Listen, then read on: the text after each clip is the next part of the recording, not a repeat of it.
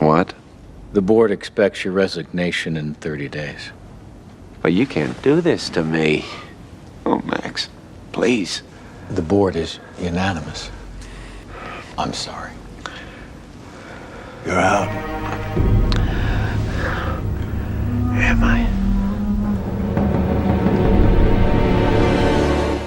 What's up, guys? Your boy Benny. There's more of us than there are of them. And we've been saying this on the show for a very long time. America First is the populist movement of the nation, and the vast majority of the people who are politically active or just have their brainstem connected, they believe that we shouldn't be spending trillions of dollars in foreign wars that have nothing to do with us. They believe in strong borders so that we can just pretty much protect our nation, law and order, and people living peaceable, happy lives here. A strong currency, a government that is focused on the people here in this nation that were born here and live here. And that's what most people want, actually. A stable economy and an opportunity to live the American dream. White picket fence, so on, a Labrador, right? This is the vast majority. This is like 80% of the country. They're like these fringe extremists who like don't actually agree with that. And that's why that's why Hollywood is failing. Because they actually are catering to this like fringe extremists, probably like 10% of the nation that actually like it would even be the target audience for the acolyte, you know, or for late night TV.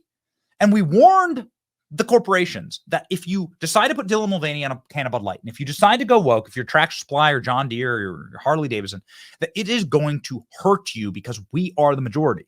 Late night TV used to be a place where you could, you get a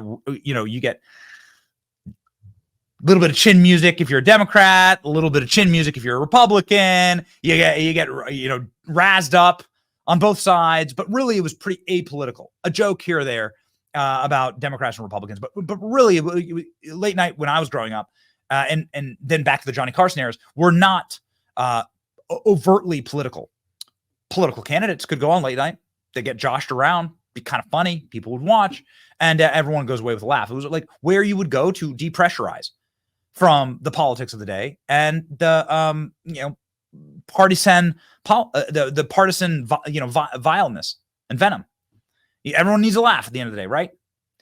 And we warned them that if they got too political, if you turned your late night, your like comedic release into just political drivel, that you're going to turn off the vast majority of your customer base. And guys like Greg Gutfeld are going to actually win because we are the majority. Do you see how this works? Greg Gutfeld tops all late night in ratings post DNC coverage.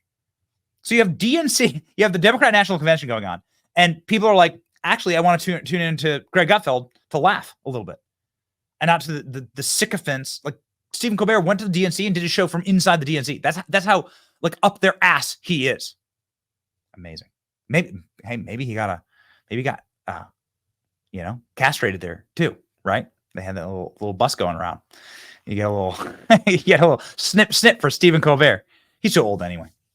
Well, ladies and gentlemen, something very interesting happened to another late night host who's also failing, right? Named Jimmy Fallon. If I think that there's one host who is like possibly the most fair of like Jimmy Kimmel, Stephen Colbert, Jimmy Fallon, it's probably Jimmy Fallon, actually. I've always seen him as like one of the more level-headed dudes. Jimmy Fallon, in fact, like even started telling, even though he did like pantomime stuff like this with Biden, he started telling jokes about Biden. Let's get to some news. On Friday, President Biden held a controversial meeting with the Crown Prince of Saudi Arabia. But the real controversy was that Biden greeted him with a fist bump. Watch this. Yeah. Biden said that wasn't a fist bump. That was me trying to punch him as hard as I could. Hadouken! Not a great look. It's like greeting Putin with a chest bump and a bro hug. My man, what are you doing? Meanwhile, I read that Dr. Fauci said that he plans to retire by the end of President Biden's term. And then everyone turned to Biden like, is there anything you'd like to announce, too? Of course, once he's gone, Fauci will be replaced by a new, slightly weaker variant. Guys, listen to this. This is writing. This is good writing. I mean, and I know, don't tell me that like obviously it wasn't a right-wing show, but he actually took the liberty of making fun of Joe Biden. Even though he tested negative, not that much changes for Biden. He still works from home, avoids crowds, and takes 20 pills a day. That's right, Biden is COVID-free. He even gave a quick speech from the White House Rose Garden. Sounds like he's back to his old self. Take a listen. Millions of Americans have used Paxlovid, excuse me. Paxlovid. I tell you what, I think I used it.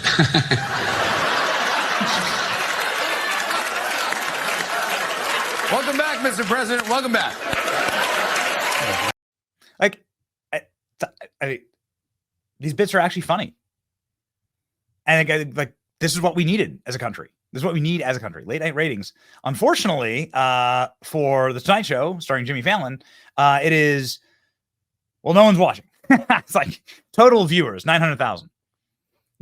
Stephen Colbert, total viewers, 1.2 million. And Jimmy Kimmel Live, 1.4 million. These are atrocious numbers. I mean, these are just atrocious. You would have 10 and 20 million people watching when it was like Johnny Carson, when it was like real comedy. It was actually funny. And the host's jobs weren't to insult the vast majority of their audience. Well, now it looks like Jimmy Fallon's show may actually be cut. NBC cuts Jimmy Fallon. Well, it is getting cut. It cuts Jimmy Fallon's show to 4 nights a week. NBC has announced Jimmy Fallon's show will tape and air episodes 4 nights a week instead of 5 starting this fall. The late night chat show hosts broadcast in New York will air new episodes Monday through Thursday and do repeats on Friday. Never good.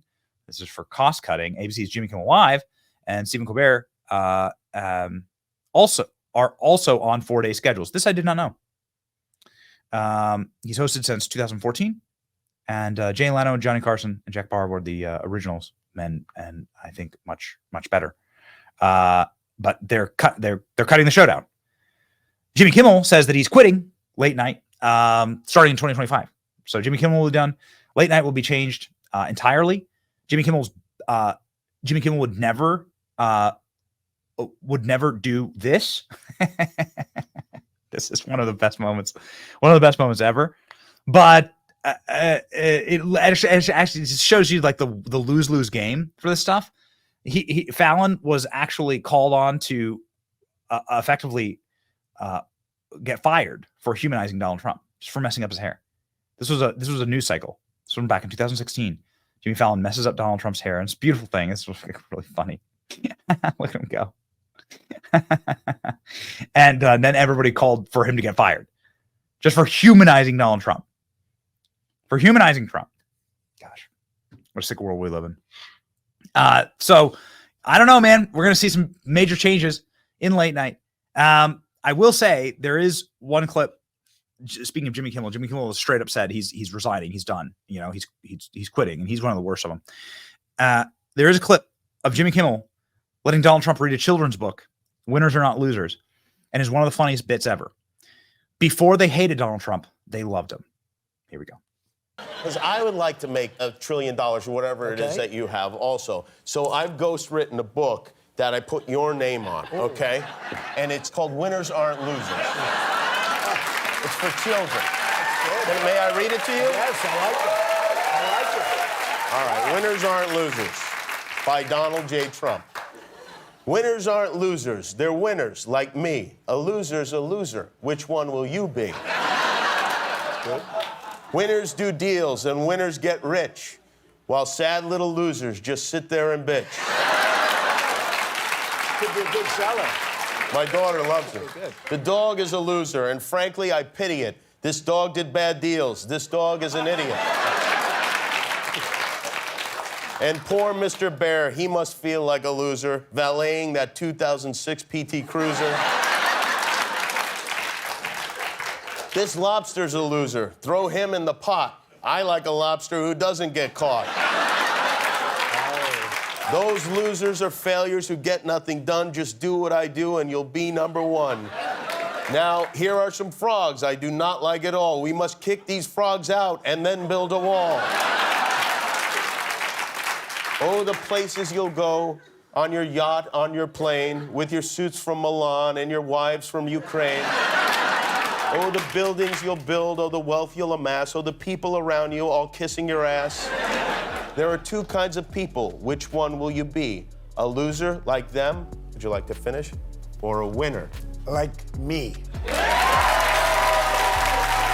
Trump, everybody. Thanks for coming. We'll be right back.